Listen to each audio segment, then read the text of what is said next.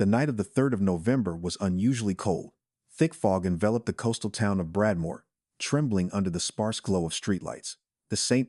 James nursing home stood on the remote Downing Street, an old Victorian building with peeling plaster and warped window panes.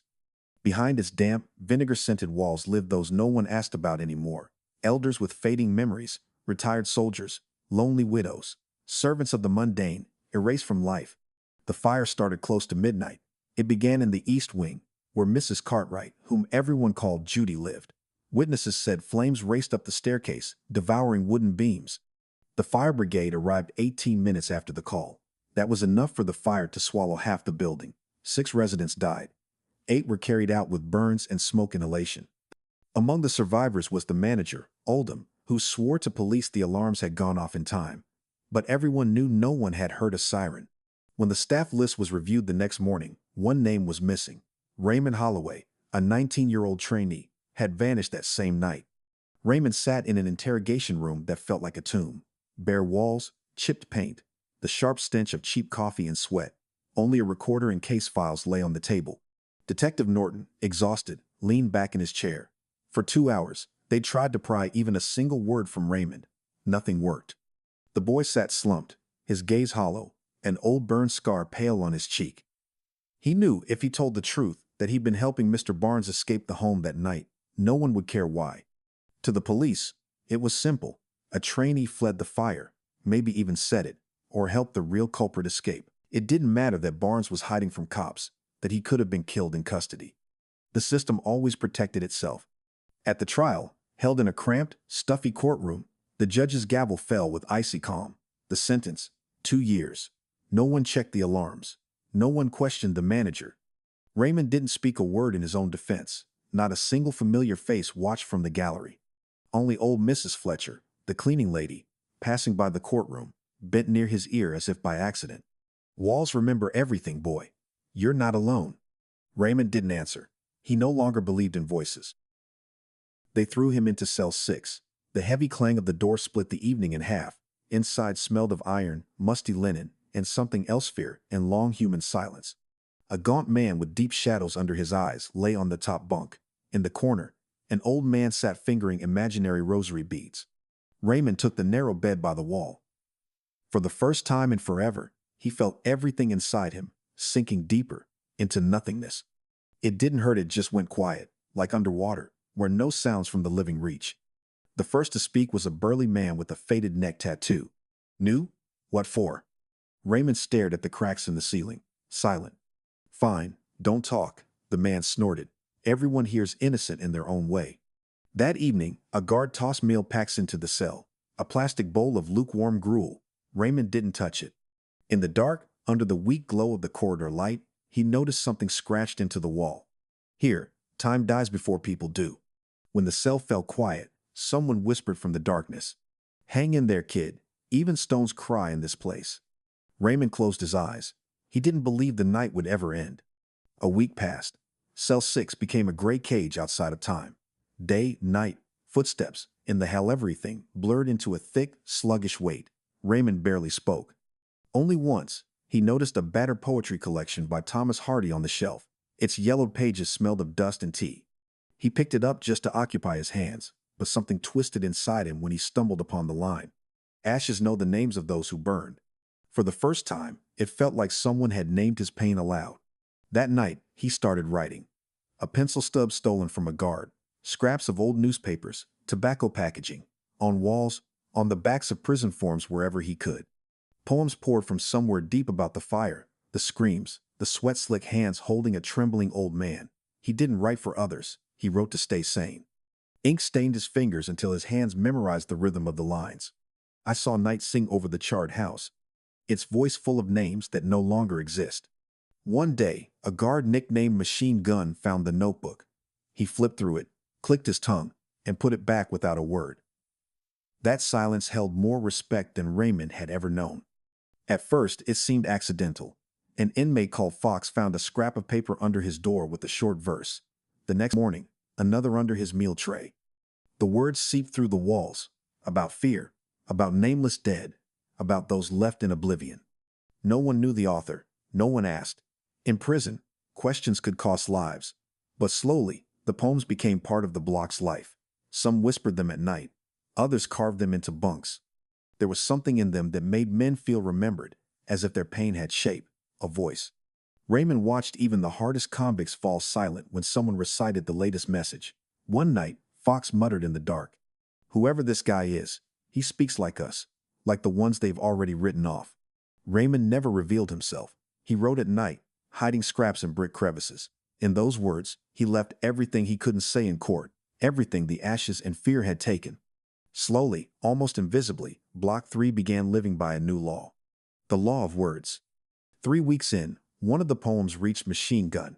He sat in the guard room, eating mashed potatoes from a plastic tray, when he found the scrap tucked under the lid. He read slowly, brows furrowed, lips moving. Roses grew on the scorched earth, petals swollen with blood. Each a name, each a memory. Machine Gun paused. A man hardened by pain, blood, and the senseless cruelty of this place. He suddenly felt something strange, like a shadow from another life brushing his shoulder. He didn't report it. Didn't trash it. He slipped it into his breast pocket. The next morning, a notebook appeared in Raymond's cell, yellowed, its cover torn at the corner. No explanation. Just 2 words scratched inside. Keep writing. Raymond understood. The world still rotted, people still betrayed. But words remained. Now, he wrote not just for himself. He wrote for those whose names the fire had eaten, for those dying behind concrete and bars. His words bloomed in that black soil like smoke-stained roses. Each new poem was a root cracking through cement. One night, when guards drowsily patrolled the halls and Block 3 drowned in thick, uneasy silence, Raymond wrote a letter, his first words to his mother since the trial. The same paper as his poem's newspaper scraps, packaging. He wrote carefully, as if afraid the tremble in his hands would distort the meaning. "Mom, I'm still alive. I hear the walls whispering at night. They know more than people do. If I get out, I'll plant a garden. Roses, all of them. Each for a name no one spoke. Each for voices burned to smoke." He didn't apologize, didn't explain his courtroom silence. He wrote what had festered between concrete and quiet, wrote what he couldn't before. At dawn, Machine Gun found the letter. Raymond handed it over without a word. The guard read it, stared at the lines a long time, then folded it neatly and locked it in his desk. "Letters from here rarely reach where they should," he said quietly. Raymond nodded. He understood. This was a letter that could never be sent. It had to stay here, among word roses, among those who'd stopped hoping long ago. No one spoke of Mr. Barnes aloud. The alcoholic old man, forever reeking of cheap liquor and stale tobacco, had been a ghost to the nursing home staff. His name vanished from records after the fire. No one cared where he'd gone that night. But rumors spread. Some claimed they'd seen him at the old docks, shaking, bottle in hand. Others, that he'd died in a ditch on the outskirts. To most, it was just another small-town horror story. Raymond's lawyer, Julian Mavis, caught wind by chance. A butcher's son muttered in a pub that Barnes ran off that night. Julian grabbed the thread. Officially, Barnes didn't exist, no warrants, no records. He hired a PI, a grim man named Ted Mills with the face of a perpetually tired bartender. Ted combed Bradmore's underbelly-crumbling houses, the docks. Learned that on the night of the fire, someone matching Barnes's description had hidden in St. Peter's Church. A homeless man had seen him crawl inside. Ted knew. If Barnes was alive, he could overturn the case. And if dead, someone had worked hard to keep it quiet. Julian couldn't let it go. The official story made no sense. How could an entire wing burn if the alarms worked? The report claimed they'd sounded, yet no survivors heard them. He requested Bradmore Fire Department's records. The reply came oddly fast, dry. No attachments, no details, just one line. System tested 2 months prior, no faults found. But among the survivors was Mrs. Fletcher, the cleaning lady, last to escape.